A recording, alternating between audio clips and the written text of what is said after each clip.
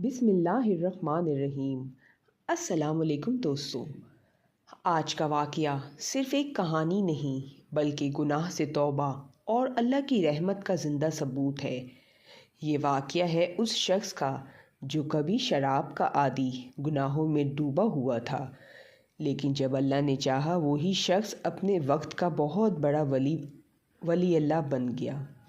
جی ہاں دوستو، بات ہو رہی ہے حضرت مالک بن دینار رحمۃ اللہ علیہ کی۔ آئیں سنتے ہیں وہ واقعہ جو آج بھی پتھر دل کو بھی رلا دیتا ہے۔ مالک بن دینار رحمۃ اللہ علیہ سے ان کی توبہ کا سبب پوچھا گیا تو انہوں نے کہا، میں ایک سپاہی تھا اور شراب کارسیہ تھا۔ میں نے ایک نفیس باندھی خریدی اور وہ میرے دل میں خاص مقام کی مالک بن گئی۔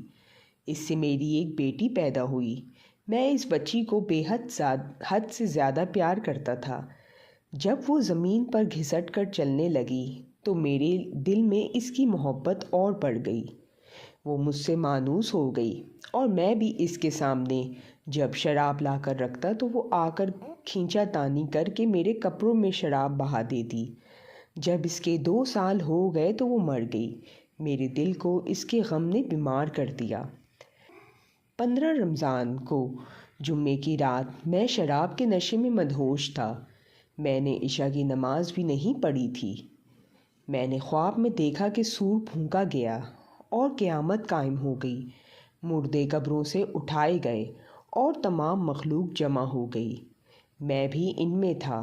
میں نے اپنے پیچھے سے آہٹ سنی۔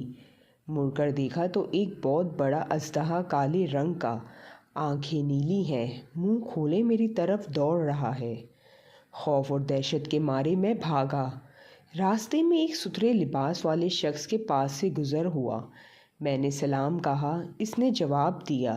میں نے کہا، بابا مجھے اس اژدہے سے پناہ دو، تجھے اللہ تعالیٰ پناہ دے گا۔ وہ بوڑھا رونے لگا اور کہا، میں کمزور اور ضعیف ہوں اور یہ اژدہا زبردست ہے، میرے بس میں نہیں، آگے چلو اور بھاگو، شاید اللہ تعالیٰ تیری نجات کی کوئی صورت بنا دے۔ میں آگے بھاگنے لگا اور ایک بلند جگہ پر چڑھ گیا۔ ادھر سے میں نے جہنم کے طبقات کو جھانک کر دیکھا، ان کی ہولناکیاں دیکھیں۔ قریب تھا کہ اژدہے کے خوف سے میں ان میں گر جاتا۔ مجھے کسی نے آواز دے کر کہا، چلو یہاں سے، تم یہاں کے رہنے والے نہیں ہو۔ میں اس کی بات سے مطمئن ہو گیا اور وہاں سے واپس لوٹا تو اژدہا میرے پیچھے تھا۔ میں پھر اسی بوڑھے کے پاس آیا اور کہا، بابا میں نے آپ سے درخواست کی ہے کہ اس اژدہے سے میری جان چھڑاؤ، آپ نے کچھ نہیں کیا۔ وہ بوڑھا پھر رونے لگا اور کہا، میں ناتواں ہوں، البتہ تم اس پہاڑ کے پاس جاؤ جہاں مسلمانوں کی امانتیں ہیں، اگر تمہاری کوئی امانت ہو تو وہ تمہاری مدد کرے گی۔ میں نے دیکھا چاندی کا ایک گول پہاڑ ہے اور اس میں جگہ جگہ سوراخ اور روشن دان ہیں اور پردے لٹکے ہوئے ہیں۔ ہر روشن دان پر سونے کے دوپٹے ہیں اور ان کے قبضے یاقوت کے ہیں اور آرائش موتیوں کی۔ ہر پٹ پر ایک ریشمی پردہ ہے۔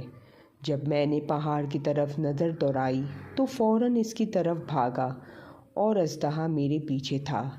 جب میں پہاڑ کے قریب پہنچا تو ایک فرشتے نے آواز دی، پردے ہٹاؤ، دروازہ کھول دو اور سیدھے کھڑے ہو جاؤ، شاید اس حاجت مند کی یہاں کوئی امانت ہو جو اسے اس کے دشمن سے نجات دلائے۔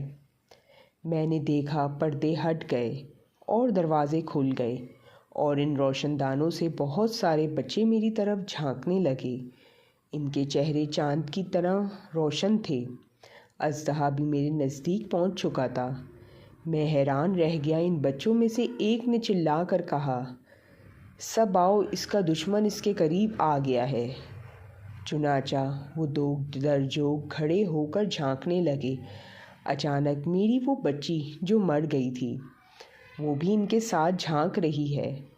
جب اس نے مجھے دیکھا تو رونے لگی اور کہا، ہائے یہ تو میرے بابا ہیں۔ پھر اس نے نور کے جھرمٹ میں تیر کی تیزی کے ساتھ چھلانگ لگائی اور میرے سامنے آ کے کھڑی ہو گئی۔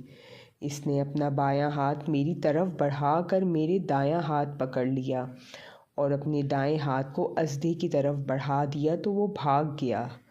پھر اس نے مجھے بٹھایا اور میری گود میں بیٹھ گئی اور اپنے دائیں ہاتھ سے میری داڑھی کو پکڑ کر کہا، اے ابا جان، کیا مومنوں کے لیے وہ وقت نہیں آیا کہ ان کے دل اللہ کے ذکر کے لیے جھک جائیں؟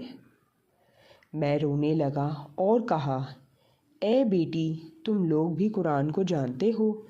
اس نے کہا، ہم تو تم سے بھی زیادہ قرآن کو جانتے ہیں۔ میں نے کہا، ازدے کے بارے میں تو کچھ بتاؤ جو مجھے ہلاک کرنے کے در پہ تھا۔ اس نے کہا، وہ تیرا برا عمل ہے جس کو تم نے طاقتور بنایا اور وہ تجھے جہنم کی آگ میں ڈبونا چاہتا ہے۔ میں نے کہا، اس بوڑھے کے بارے میں بتاؤ جو راستے میں ملا۔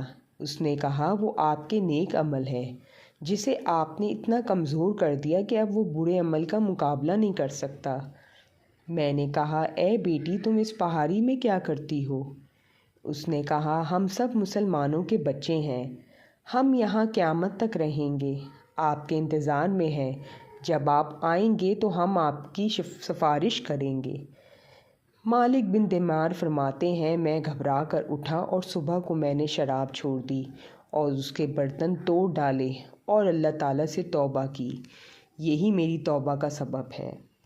معلوم ہوا کہ اولاد اگر بچپن میں فوت ہو جائے تو مایوس نہ ہونا چاہیے، بلکہ اللہ کی مرضی پر راضی ہو جانا چاہیے، کیونکہ یہی نابالغ اولاد آخرت میں کام آنے والی ہے، جیسا کہ اس واقعے سے سبق ملتا ہے۔ اللہ تعالی ہم سب کو عمل کرنے کی توفیق عطا فرمائے، آمین یا رب العالمین۔